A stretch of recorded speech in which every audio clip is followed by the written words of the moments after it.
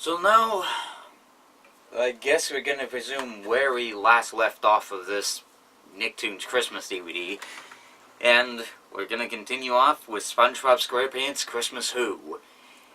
And I've been waiting a long while in this marathon to talk about this.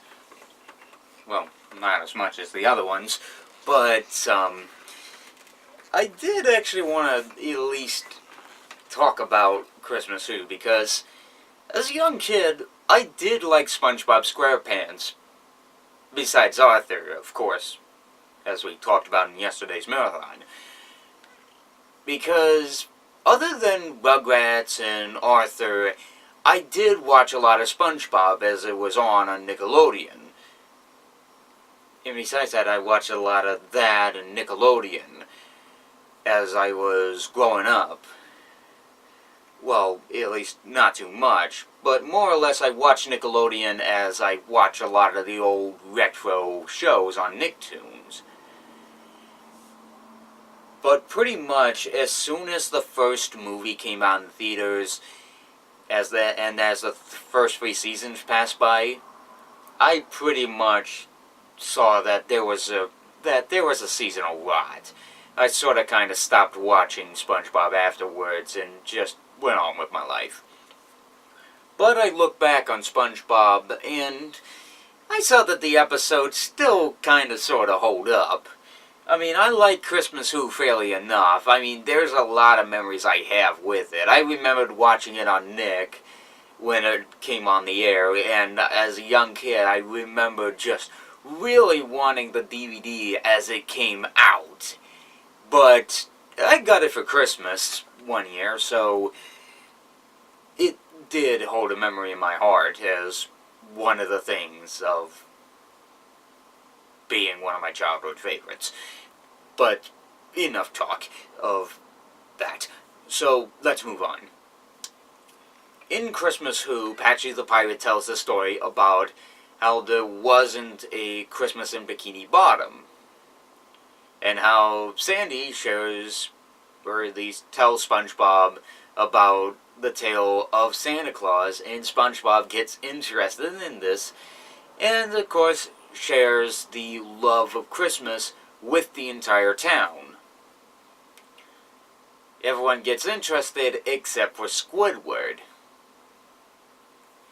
And of course, as it comes near, Christmas Eve and day, everyone starts to question whether or not SpongeBob was either, telling the truth or making it up. But of course, as it reaches the day, everyone thinks that he was making it up. And of course, SpongeBob gets in his depressed state because the whole town's suddenly against him. And of course, Squidward starts to rub it against his face, and next thing you know, he suddenly feels like a jerk, especially when he gets a gift from SpongeBob and suddenly wants to spread the Christmas spirit around. Part of the time, now that I've actually thought about it, this does make me think about that this is kind of like Elf a bit. From way back in the marathon. How James Caan is the non-believer Santa Claus. But in a certain amount of time, he suddenly starts to believe in Santa Claus. I have no, connections to this being kind of like Elf, but it kind of reminded me of it. But of course I could be mistaking that because the new Cinemassacre AVGN video came out with one of the guest characters coming on dressed up as Buddy the Elf from Elf being on the episode. But anywho, Squidward makes the whole town proud and, brings Christmas to Bikini Bottom. Santa sends a letter to Squidward saying just how proud he is of bringing Christmas to everybody. And, of course, Squidward pretends as if nothing ever happens. But of course, we all believe that Squidward will celebrate the holidays no matter what.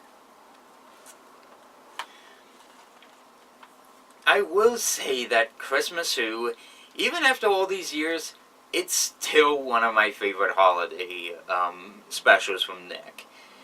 But of course, where else could it beat another certain little holiday special that's on this list? But we'll talk about that in a bit later. But let's talk about another SpongeBob special. I mean, comparing Christmas Who to It's a SpongeBob Christmas, which is the later special that we talked about earlier in the marathon, you know, thinking about it now, I really don't think. I mean, they're both on different spectrums, and just in my opinion, while the original has like a certain nostalgic value to me, I think that the newer SpongeBob marathon, the newer special, at least has something to it. I mean, there's like the new song that pretty much, if you tune into SiriusXM Holly, or maybe it might play on play on your Christmas station, wherever you're listening to on FM radio. But pretty much the song in there is catchy, and it's a fun special that almost pays a loving tribute to the Rankin Bass specials and its stop-motion animation. I mean, really think about it, really, that It's a SpongeBob Christmas pays tribute to this. So, but both have both pros and cons that I really don't know what the cons are really, but they both have their sides to them that I really just can't think of. But yeah, I just love them both overall, and they'll both be great Christmas specials no matter what, or how bad the show has gotten over the years, because Nickelodeon sometimes treats the shows badly. And with that, I am going to go and watch the one I certainly hope you'll probably catch up on, that I certainly like at least the most out of. Not as much as SpongeBob, but it certainly is on that level of like on Nick's certain spectrum. Well, we're just about finished with this set, and we get around to finishing it with Fairly Odd Parents, Christmas Every Day. Another one of the shows I've watched on Nickelodeon whenever, like, nothing was on Cartoon Network at the time. Fairly Odd Parents was fairly decent before they suffered seasonal rot, so let's get on with talking about the special.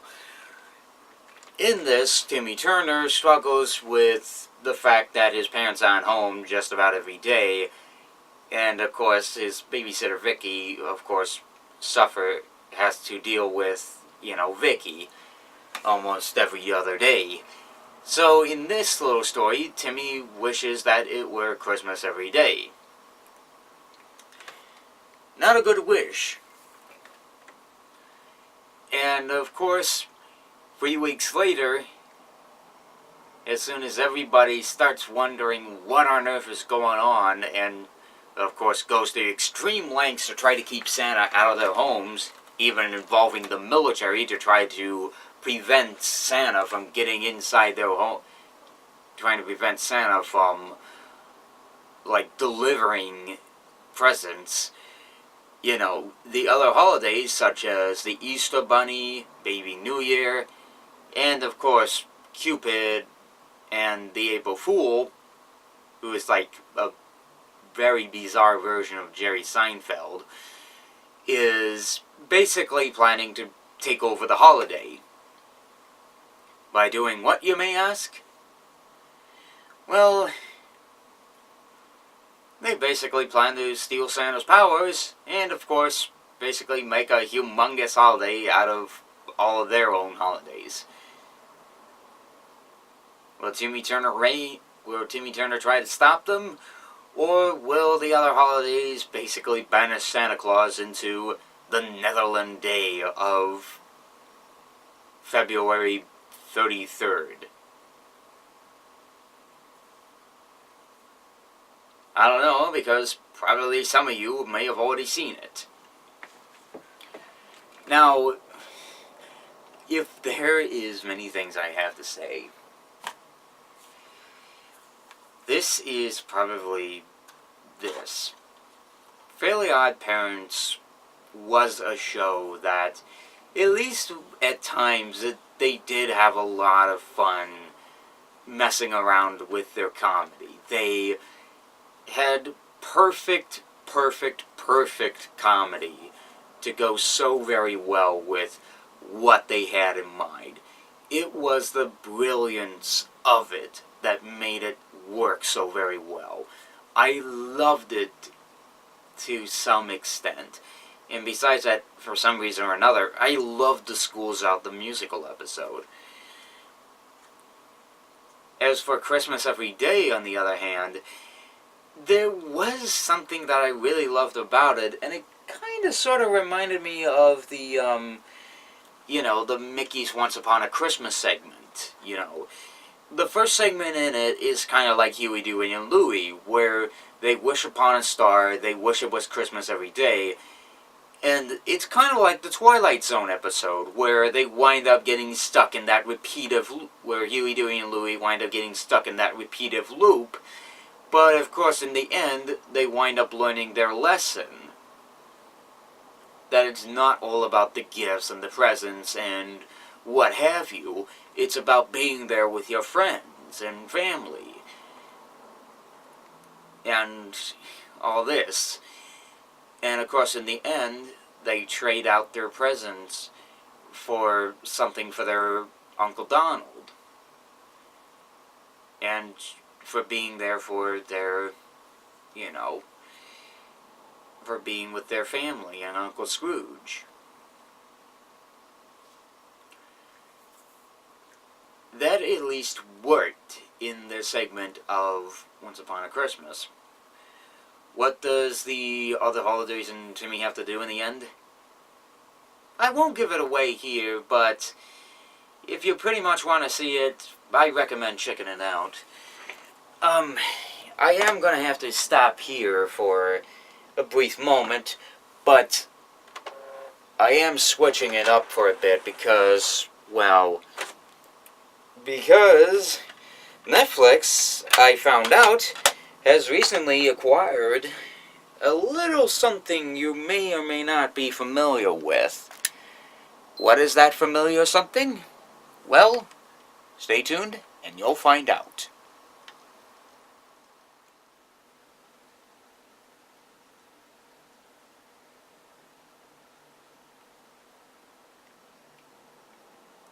That right there was not only funny, but also gave me a reason why I think that this show should switch from Nickelodeon to Netflix. If you haven't caught on yet, it's Miraculous Ladybug.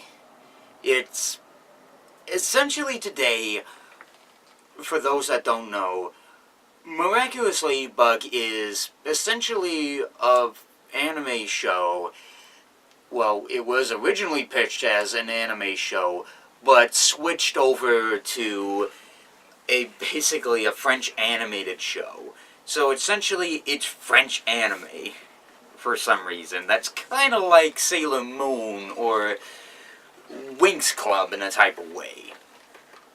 If that makes any sense. Well, anywho, Miraculous Ladybug is a show that's at least airing here in the US on Nickelodeon, but pretty much Nick's kinda going on and off whether or not they're gonna air it on their main channel or they want to air it on their standard def, non-retro Nicktoons channel. And as of today, Netflix here has released the first ever Miraculous Ladybug Christmas special.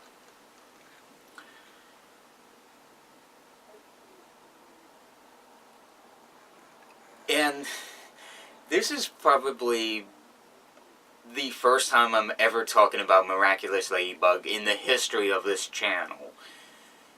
And just to get this out of the way, I highly recommend taking a look at least at a couple of episodes to see if it's at least worth watching for you.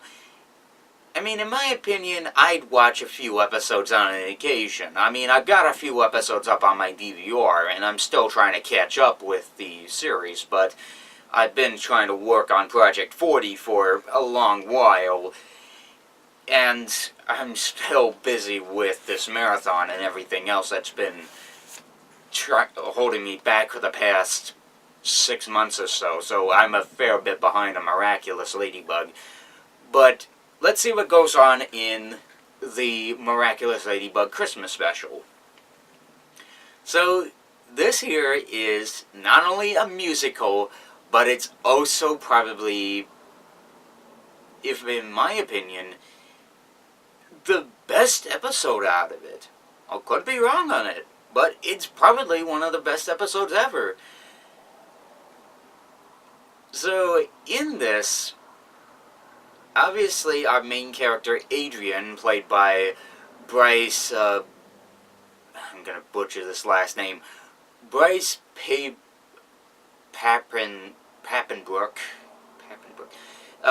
you might be familiar with because he does a lot of anime dubs, like Blue Exorcist, and he's Eren Yeager in Attack on Titan, but I think he was in Gurren Lagann, but I could be wrong on that. He runs away, all because it's the first time that he's celebrating Christmas without his mother. He runs away, and he plans on destroying Christmas. But he has a change of heart and runs into Santa Claus. And of course he tries to bring him to his home, but of course because his father's a bit of a stuck-up and Miraculous mistakes him for being an Akuma antagonist, which is a common thing in the show, of course that's when, the main plot comes in.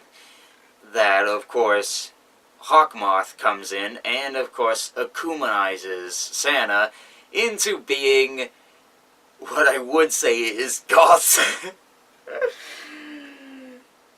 I'm sorry.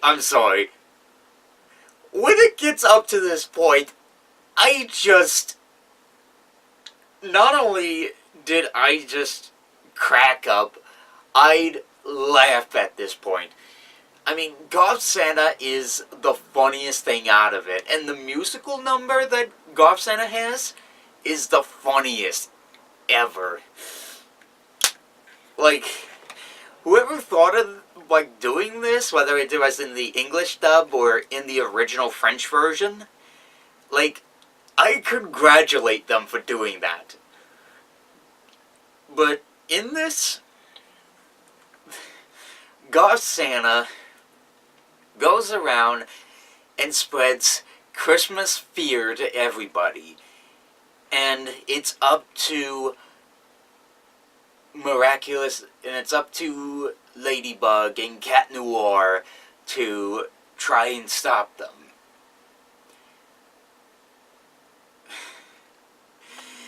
First of all, the animation actually kind of looks pretty interesting for it being, you know, French and in high def. Because most of the time it winds up, for some reason or another, landing on Nicktoons. Because most of the time because of my goddamn DVR. And another thing is that this is, like, the fact that Hawkmoth's idea of ruining Christmas, or at least, I think the way that everything gets triggered for everybody getting ecumenized in this world is that something has to happen. A certain little something has to happen. I mean, the last time I looked at one of the episodes, I think, Stormy Weather, if I recall the episode, in that, what winds up happening is two people who are trying to win a competition at being weather host or whatever. The other person wins, but the other host is really upset, and as she's in the elevator, she suddenly becomes ecumenized into being Stormy Weather, which is one of Hawkmoth's triggers.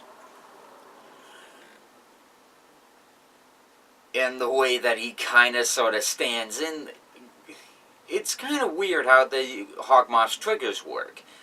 I mean, I never understood how Hawkmoth even works, actually. It's kind of a bit bizarre, if you ask me. I may need to look into the lore a bit more. I may need to catch up on a few episodes. I mean, I'm like right at the Origins episode, so I may need to watch that. But it may be luck or coincidence that Hawkmoth may or may not, like, be listening to everybody's conversations when he gets a trigger to send out his little, you know, butterflies to evilize people. The show's kind of weird. But then again, what do you get when you have a show where one person turns into a ladybug and the other person turns into a cat?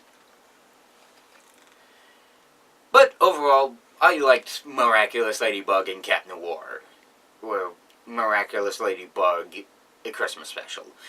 It's fun, it's silly, it's pretty much what you get out of a show that feels like a lot of Sailor Moon. Except it's French. And it pretty much gave me a reason to why I wish this show was moved over to Netflix and released weekly on there. Because Nickelodeon, they just can't handle the show very well. I don't know whether or not to see the new episodes on Nick or to see it on Nicktoons. They just can't handle it. So, I guess we'll just end it on Goth Santa today, because